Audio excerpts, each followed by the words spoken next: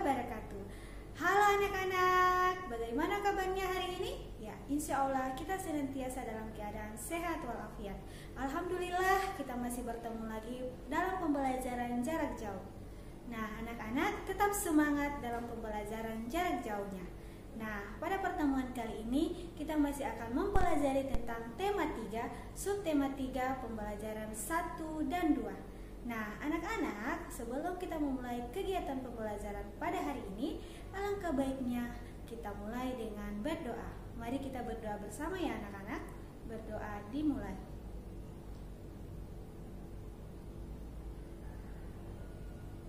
Alhamdulillahirrabbilalamin. Berdoa selesai.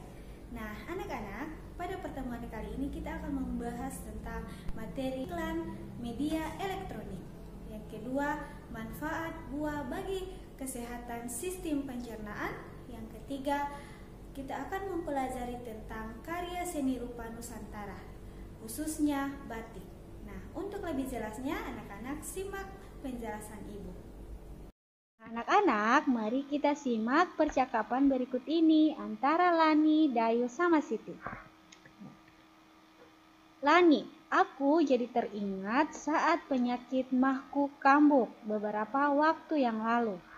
Siti, iya, aku juga masih ingat betapa pentingnya menjaga kesehatan pencernaan ya. Saat pencernaan kita sakit, pastinya tidak akan ada asupan makanan yang maksimal untuk tubuh kita. Dayu, kalau aku pernah merasakan sakit gigi, wah, aku betul-betul tidak bisa makan saat itu. Perut terasa melilit karena lapar, tetapi gusiku membengkak karena sakit gigi. Siti, betul, gigi merupakan bagian dari organ penyusun sistem pencernaan kita yang berada di rongga mulut. Gigi, lidah, dan ludah bekerja sama mencabik, memotong, dan menguras makanan hingga berukuran kecil-kecil. Makanan yang sudah berukuran kecil tersebut dibolak-balik oleh lidah dan dibantu ludah untuk menyelubunginya. Makanan dapat dengan mudah meluncur ke dalam esofagus. Kemudian, esofagus dengan gerakan peristaltiknya membantu makanan terus bergerak dan pada akhirnya masuk ke dalam lambung yang dipenuhi dengan cairan asam lambung. Menarik sekali ya perjalanan makanan ini. Jangan lupa saluran pencernaan membantu tubuh memproses zat-zat makanan yang dibutuhkan untuk tubuh. Tanpa bantuan zat pencernaan, kita tidak akan berkembang dan tumbuh, tidak akan mampu melindungi fungsi-fungsi organ tubuh yang lainnya. Makanan dibutuhkan agar organ-organ tubuh mampu bekerja dengan baik. Mengingatkanku pada beberapa iklan di televisi yang mempromosikan obat yang dapat membantu mengurangi sakit mah, membantu mengatasi perut yang kembung akibat gas yang berlebihan, serta mengurangi panas dalam dan sariawan. Nah, anak-anak, bagaimana? Menarik bukan percakapan Siti, Lani, dan Dayu? Ya, mereka membicarakan tentang gangguan yang sering mereka alami pada sistem pencernaan. Nah, anak-anak, sistem pencernaan salah satunya biasanya kita obati dengan menggunakan obat sesuai anjuran dokter. Salah satunya obat sakit perut. Nah, obat sakit perut ini biasanya sering kita lihat promosinya melalui televisi, radio, dan layanan masyarakat lainnya. Nah, pada hari ini Lani melihatnya melalui siaran televisi, yaitu obat pil sakit perut. Nah, anak-anak silakan simak iklan tentang pil sakit perut ini. Setelah kalian menyimak, mari kita sama-sama menjawab tentang isi iklan tersebut. Makan gak bener, bikin perut gak bener. Gak bawa PSP, ya. Untuk gangguan perut karena bakteri, makanan pedas, asam dan gas, segera atasi dengan minum PSP dalam satu saset pil-pil kecil alami. Atasi penyebab sakit perut hingga ke pelosok. Bagi ngomong yang benar. Bagi beli. Perut nggak bener, pilih yang bener. PSP. Bagaimana anak-anak? Ya, menarik bukan iklannya? Ya, iklan tersebut menjelaskan apa ya anak-anak? Ya, isi iklan tersebut menjelaskan tentang pil sakit perut, yaitu mengatasi sakit perut sampai ke pelosok. Lalu, bagaimanakah kita bisa memahami isi dari sebuah iklan elektronik? Ya, ada 3 langkah yang harus anak-anak ketahui dalam mengidentifikasi isi iklan elektronik. Ya. Yang pertama, dengarkan dengan saksama. Nah, ketika anak-anak melihat iklan, dengarkan penyampaian dalam iklan itu secara saksama. Kemudian yang kedua, untuk iklan di televisi, perhatikan pula video atau gambar yang disajikan. Ya. Anak-anak, selain suaranya, kalau di radio kan biasa kita hanya mendengarkan suara. Kalau di televisi kita bisa mendengarkan melalui video atau gambar yang disajikan. Nah, yang ketiga, tuliskan dan pahami informasi penting yang disampaikan dalam iklan tersebut. Biasanya iklan itu banyak kalimat-kalimat yang penting yang memuat tentang suatu produk. Nah, hal-hal penting itu anak-anak catat sehingga anak-anak memudahkan menemukan isi iklan. Ya, iklan ini menjelaskan tentang apa? Ya, begitu ya anak-anak ya.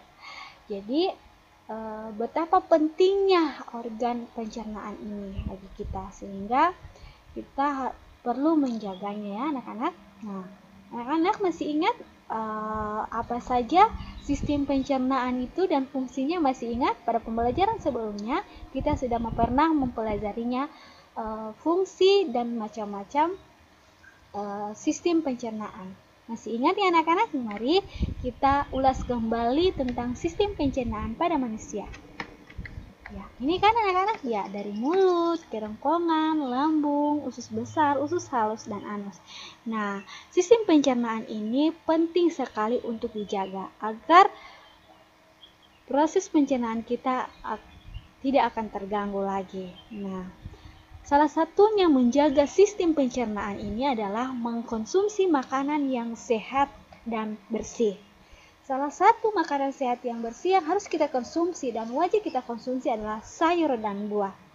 Ya, betapa pentingnya manfaat sayur dan buah yaitu anak-anak. Nah, pada pertemuan kali ini kita akan membahas salah satu makanan yang perlu yaitu buah. Manfaat buah bagi tubuh.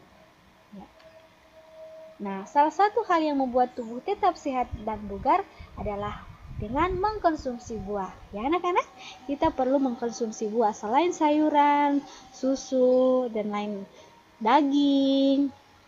Nah, buah juga ini penting untuk kita konsumsi agar organ pencernaan kita pun tetap sehat. Nah, berikut manfaat buah-buahan ya anak-anak, sebagai sumber vitamin, sebagai sumber air dan gizi, mencegah penyakit tertentu, sumber antioksida, obat luar dan tubuh. Nah, begitu banyak manfaat buah untuk tubuh kita sehingga kita juga dianjurkan untuk selalu mengkonsumsi buah. Nah, anak-anak pasti tahu buah ini bermacam-macam. Ada semangka, ada stroberi, ada nanas, ada jambu, ada pisang. Banyak sekali buah-buah yang wajib kita konsumsi. Nah, anak-anak, salah satu buah yang bisa membuat sistem pencernaan kita lebih baik adalah buah pisang. Mari kita simak penjelasan tentang betapa pentingnya manfaat pisang bagi sistem pencernaan kita. Nah, manfaat buah pisang bagi pencernaan. Pisang dapat mencegah mah dan luka akibat gangguan pencernaan karena teksturnya yang lembut. Pisang dapat menetralisir iritasi pada bagian dalam perut. Daging buah pisang yang lembut melapis dinding-dinding lambung dan usus sehingga dapat menjadi lapisan anti radang. Pisang sangat membantu bagi mereka yang mengalami masalah peradangan lambung atau usus. Pisang yang dicampur susu dan air atau dimasukkan dalam segelas susu cair dapat dihidangkan sebagai obat penyakit usus. Juga dapat direkomendasikan untuk pasien sakit perut dan untuk menetralkan keasaman lambung. Anak, buah itu begitu banyak manfaatnya. Salah satunya adalah buah pisang. Bisa mencegah mah dan luka akibat gangguan pencernaan karena teksturnya yang lembut, ya. Jadi penting makan buah pisang ini, anak-anak. Jadi jangan sepelekan pisang, ya. Mari kita sama-sama mengkonsumsi pisang, ya anak-anak. Ya. Nah, anak-anak perlu anak-anak ketahui bahwa pisang, buah-buahan ini pastinya tersebar di seluruh Nusantara. Nah, selain buah-buahan, Indonesia juga memiliki berbagai karya seni rupa. Salah satunya adalah seni rupa batik. Mari kita ulas materinya, ya. Oke. Karya seni rupa di Indonesia sangat beragam jenisnya. Bahan yang digunakan untuk membuat karya seni bermacam-macam.